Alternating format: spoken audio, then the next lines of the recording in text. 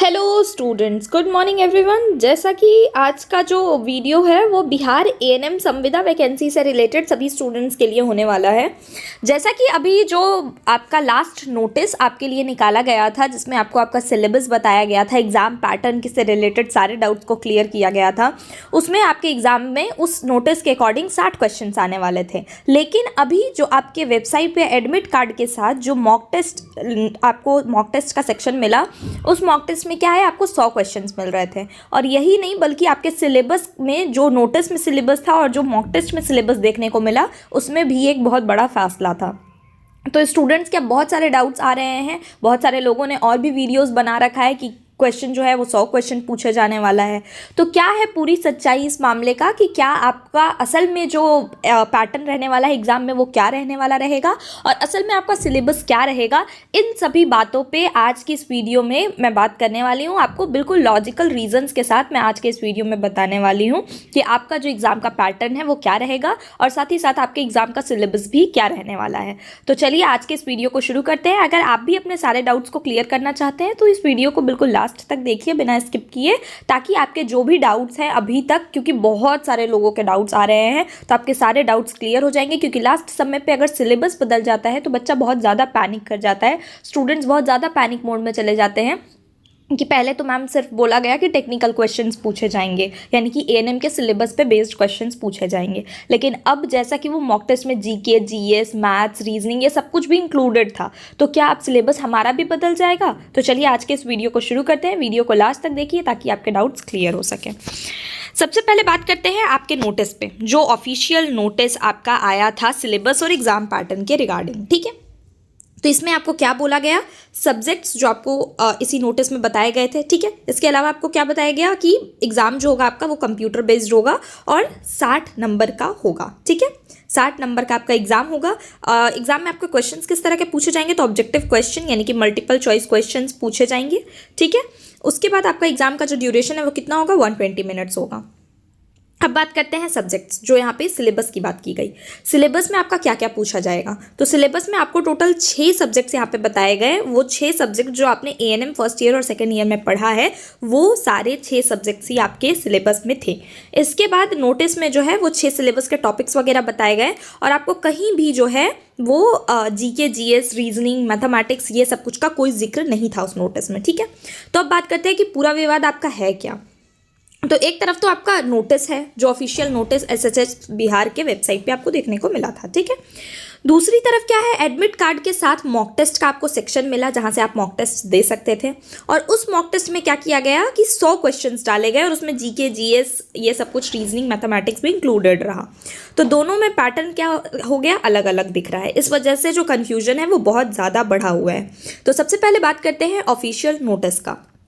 तो official notice में क्या था, ऑफिशियल नोटिस में आपको बताया गया कि टोटल मार्क्स कितना होगा, 60 होगा। टोटल ड्यूरेशन कितना मिलेगा आपको, 120 मिनट का आपका एग्जाम हो रहा होगा। ठीक है, सीबीटी बेस्ड एग्जाम होगा, 60 क्वेश्चन होंगे, 60 एमसीक्यू क्वेश्चन आपसे पूछे जाएंगे और सब्जेक्ट केवल ये 6 सब्जेक्ट ही पूछा जा रहा होगा। ठीक है, तो अब नोटिस में क्या नहीं लिखा था, नोटिस में कहीं भी 100 क्वेश्चंस का जिक्र जो है वो नहीं किया हुआ था। ठीक है, वहीं आपका रीजनिंग आएगा ये भी नहीं बोला गया था, मैथ्स आएगा ये भी नहीं बोला गया था, यहाँ तक कि जो जीके, जीएस है वो भी कहीं भी जिक्र नहीं था उसका भी सिलेबस में। तो एग्जाम पैटर्न बदलने की एक भी लाइन जो है वो अभी तक कहीं भी आपको नोटिस में या न्यूज़ में कहीं भी आपको नहीं बताया गया है।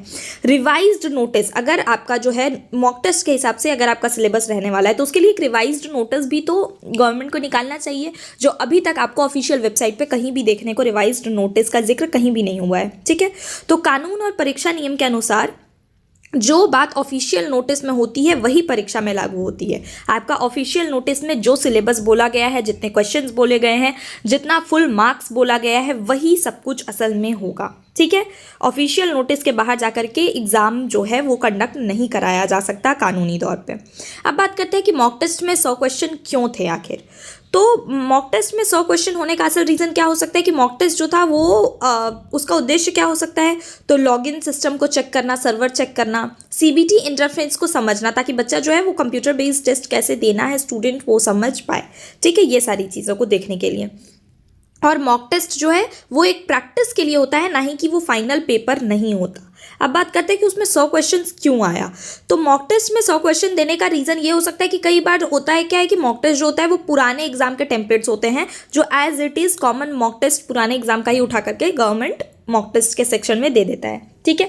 या फिर हो सकता है कि ये टेक्निकल टीम की गलती हो, गवर्नमेंट द्वारा एक टेक्निकल मिस्टेक हो, या फिर हो सकता है कि ढेर सारे एग्जाम्स के लिए एक ही सिंगल मॉक टेस्ट हो, तो इस वजह से वही मॉक टेस्ट जो है बाकी एग्जाम्स के भी इस एग्जाम में मॉक टेस्ट के सेक्शन में आपको चिपका दिया गया, ठीक है।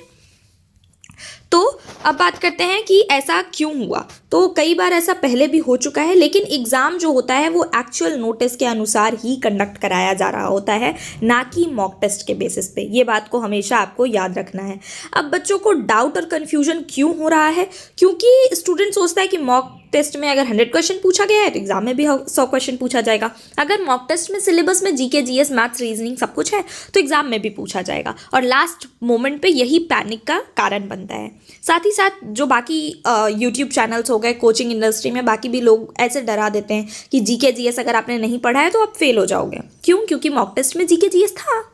तो ये सारी चीज़ों के वजह से जो है वो बहुत ज़्यादा कन्फ्यूजन हो जाता है बच्चों के बीच। तो इसके वजह से बच्चे क्या करते हैं कि टेक्निकल सब्जेक्ट्स जो मेन आपका सिलेबस है वो छोड़ करके और आपका जो है वो जीके, जीएस और मैथ्स और रीजनिंग की तरफ भागने लगते हैं लास्ट समय पे, जिसके वजह से उनका जो स्कोरिंग सब्जेक्ट है यानी कि जो उनका मेन सिलेबस है वो उनसे कहीं पीछे छूट जाता है। वो आप लोग इस भीड़ में अगर आप आगे बढ़ेंगे, ये जो मिथ फैल रहा है, ये जो भ्रम फैल रहा है, उसका अगर बात मानेंगे तो आपका क्या होगा कि जो आपका एएनएम का मेन हार्डकोर जो सब्जेक्ट हैं वो आपके उसका तैयारी कहीं पीछे छूट जाएगा, और इस तरह से आप कहीं भी अपने कंपटीशन में नहीं दिखेंगे।